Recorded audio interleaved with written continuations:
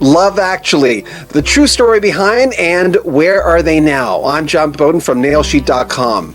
This movie is what happens when you combine all the tasty stuff from all the romantic comedies and juxtapose all that juice into Christmas.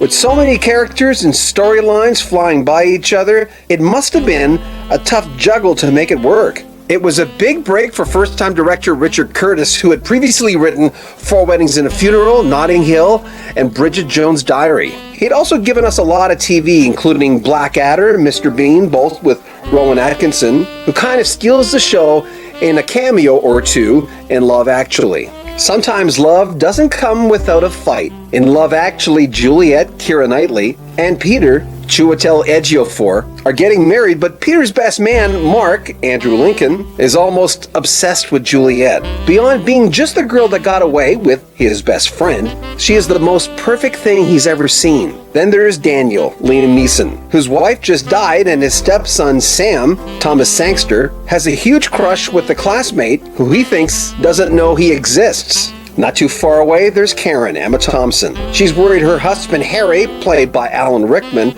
is having an affair with his secretary. In the same office, there's Sarah, Laura Linney, who's secretly in love with Karl, Rodrigo Santoro, who's secretly in love right back at her. Then there is Jamie, Colin Firth. After being cheated on, leaves the country to write a book, but soon discovers his own love destiny. And of course, we get great comedy relief from aging rocker Billy Mack, played brilliantly by Bill Nighy, who is trying to get the Christmas #1 tune with the twist of Love Is All Around called Christmas Is All Around, and that's just a fraction of the storylines. Love Actually debuted in 2003 and made $59 million in the US alone and $246 million worldwide. It ranked at 63% approval rating on Rotten Tomatoes, but that's just a small part of the story considering that it may not be technically a Christmas story. It does take part during the holiday season, and every single year it gains more fans. It reminded me of another holiday sleeper,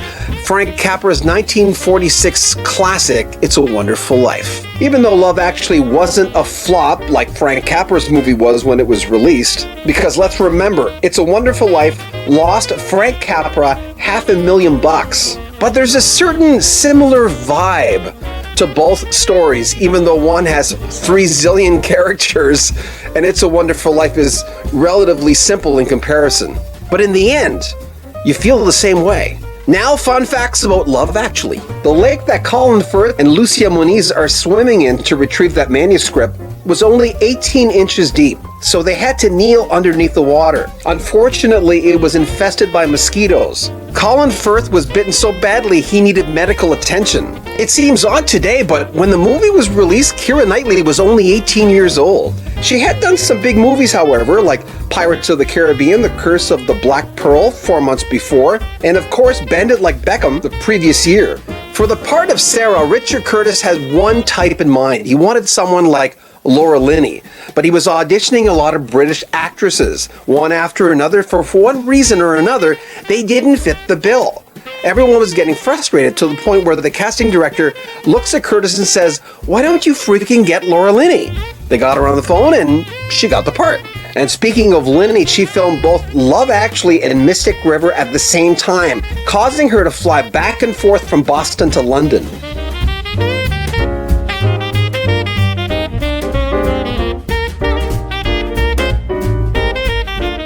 And Hugh Grant was totally against that dancing scene featuring the Pointer Sisters' Jump. He felt that it kind of clashed with the role. Curtis says Hugh was hugely grumpy about it. He kept on putting it off. And he didn't like the song. It was originally a Jackson 5 song, but for whatever reason we couldn't get it. So he was hugely unhappy about it. And the surprise singing of the Beatles' All You Need Is Love at Peter and Juliet's wedding? Well, that came from Curtis. After he attended Jim Henson's funeral, all his puppeteers brought their Muppets and sang a song for him.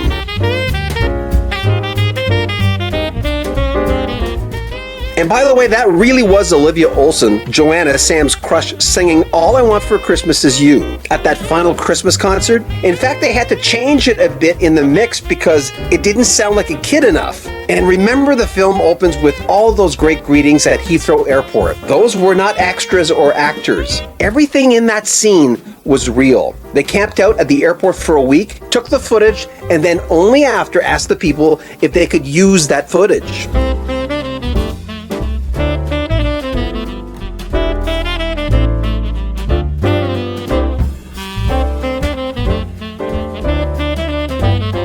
Billy Bob Thornton has always been very open about his many phobias, and his phobias were locked and loaded during the filming in Love Actually. Of course, he played the president in his scenes with Prime Minister Hugh Grant. Thornton has a unique fear of antique furniture, and Grant would flash pieces of antiques right in front of his face just before the cameras were turned on. Yikes. Curtis says originally Love Actually was going to be two separate movies, one about Colin Firth and another one about Hugh Grant's characters.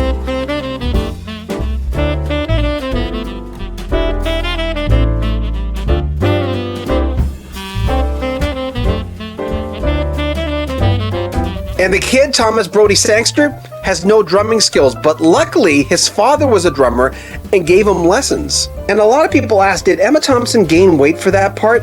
Actually, according to Curtis, she wore a fat suit.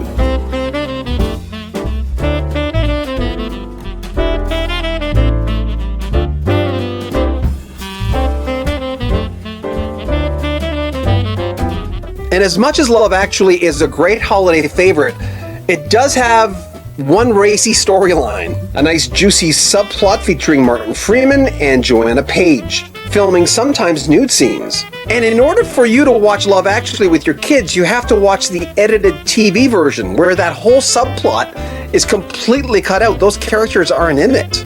And even though it looks like the British government gave the crew permission to let Hugh Grant's Prime Minister stroll, sometimes dance at number 10 Downing Street, it was actually a set. Curtis and his production designer Jim Clay were given a 2-hour tour of the real residence of then Prime Minister Tony Blair. But here's the thing, they couldn't take pictures or take sketches, so Clay had to do it from memory.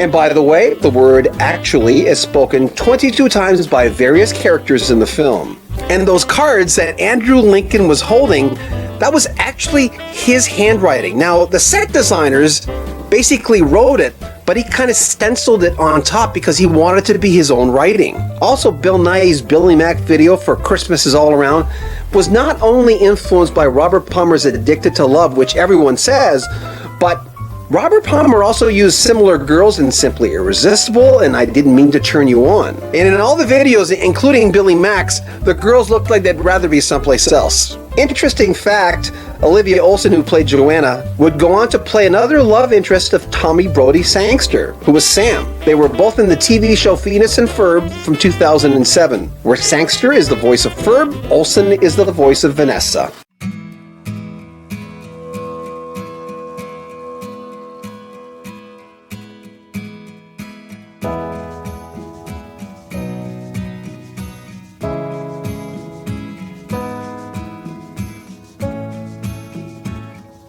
And this is an easy one. Colin Firth and Hugh Grant had previously worked together in Bridget Jones' Diary. Being a huge ensemble cast, many actors didn't actually film together. Bill Nighy says, even though they didn't film together, they shared a huge trailer park. There were so many famous people in there. We used to talk about being on Liam Neeson Way or Emma Thompson Road or Hugh Grant Avenue. And it was a masterpiece of diplomacy too. We all had the same size and type of trailers.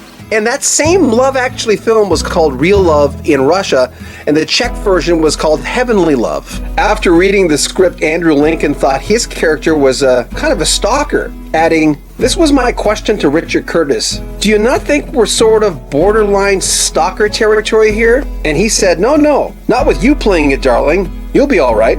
Also, once and for all, Laura Linney says she was very disappointed with her character Sarah for her decisions concerning Karl Rodrigo Santoro, where it looks like she gave up love to answer the phone and go to her brother, even though, really, in the real world, she could have had both.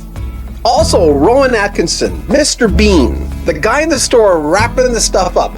Originally, his character was supposed to be an angel, and he was supposed to disappear in that airport scene where he kind of helps Sam get through security. And the biggest question everyone asks is always, did Harry, Alan Rickman, get together, and I mean get together, with his secretary? Remember, after the Christmas concert, Karen asks her husband, if you were in my position, what would you do? Imagine your husband bought a gold necklace and come Christmas, gave it to someone else. Would you wait around to find out if it's just a necklace? Or if it's sex and a necklace? Or if, worst of all, it's a necklace and love? Then husband Harry admits he's been a classic fool. Well, here's the thing. In December 2015, Emma Freud, who was the movie's script editor and happens to be the life partner of writer-director Richard Curtis, confirmed on her Twitter account that it was indeed a full-fledged sexual affair, and not just an inappropriate but non-physical flirtation, as a lot of people really thought. Freud also confirmed that Karen and Harry stayed together after Karen discovered the affair, but home isn't happy as it once was. Originally, Claudia Schiffer was not supposed to be in that movie, and by the way, for that brief, what was it, a minute cameo, she made $300,000. And by the way, the whole production team met for 45 minutes to try to figure out what color Aurelia's underwear should be when she jumps in the water to try to save the manuscript. They came upon pale blue. Good choice. Where are they now? I know I'm going to get angry emails from people saying, why didn't you do that person or this person?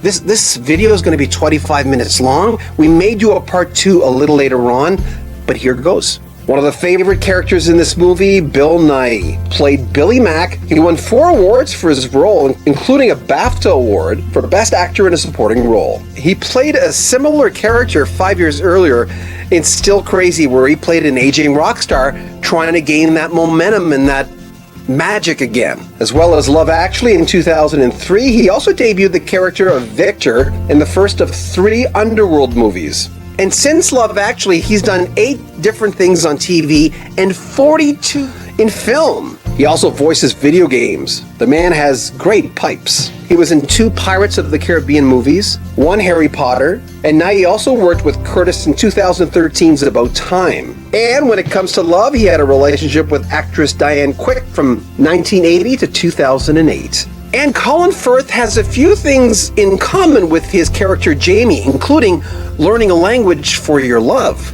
In 1997, Firth married Italian producer and director Livia Giugiuli. Like his character Jamie learned Portuguese for Aurelia, he learned Italian for his real-life wife. They have 2 children and 2 houses, one in Italy and one in London. Since Love Actually, he's actually done 40 acting projects, including another ensemble cast in Mamma Mia. He was amazing in The King's Speech and won an Academy Award for Best Actor in 2011. But to a lot of ladies, he'll always be Mr. Darcy in 1995's Pride and Prejudice. Emma Thompson's character Karen had a lot of big challenges in Love Actually. In real life, she was married to actor-director Kenneth Branagh until 1995. The same year, while filming Sense and Sensibility, a film that features a few Love Actually actors, Alan Rickman and Hugh Grant, and there was also her future husband, Greg Wise. And back then, she was suffering from a lot of depression, and she credits that work and Wise that saved her. Thompson was in a few big box office hits, including 3 Harry Potter films. She won 2 Academy Awards, Best Actress for Howard's End in 1992, and Best Adapted Screenplay for Sense and Sensibility. She took 5 years doing that. She also has 2 Golden Globes and an Emmy. Liam Neeson, who plays Daniel, has a very particular set of skills. He will look for you. He will find you. He will kill you. His 3 Taken films have made over $930 million.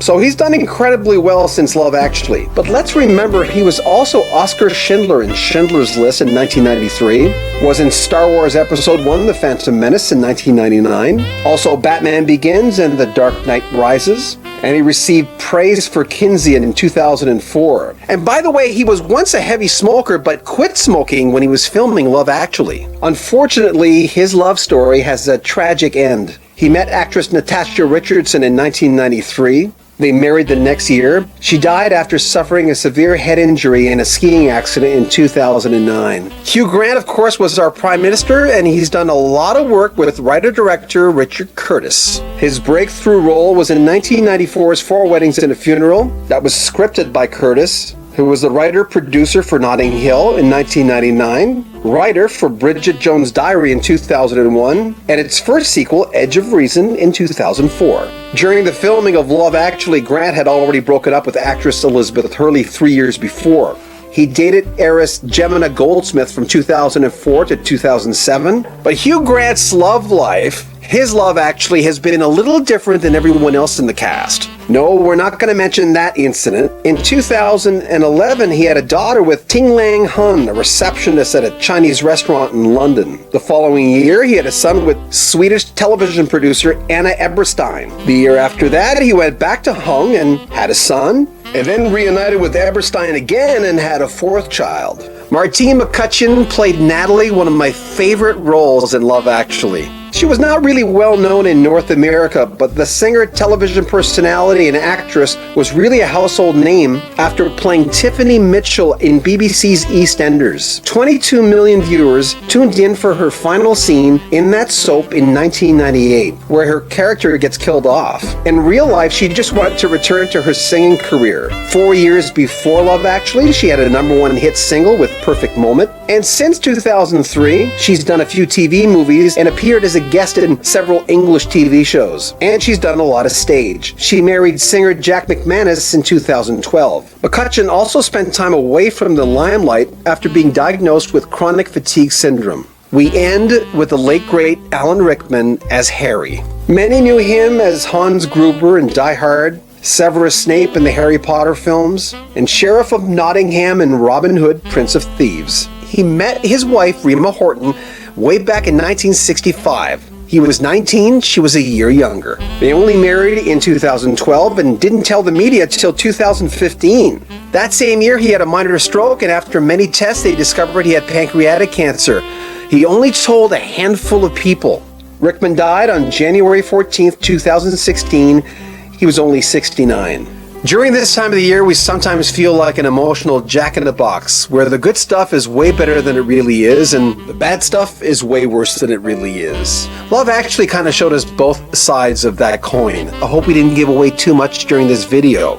By the way, it's on Netflix right now. Also, check out our true story and Where Are They Now when it comes to A Charlie Brown Christmas. So subscribe to our channel, share our videos, and comment on our videos. I'm John Bowden. This is nailsheet.com.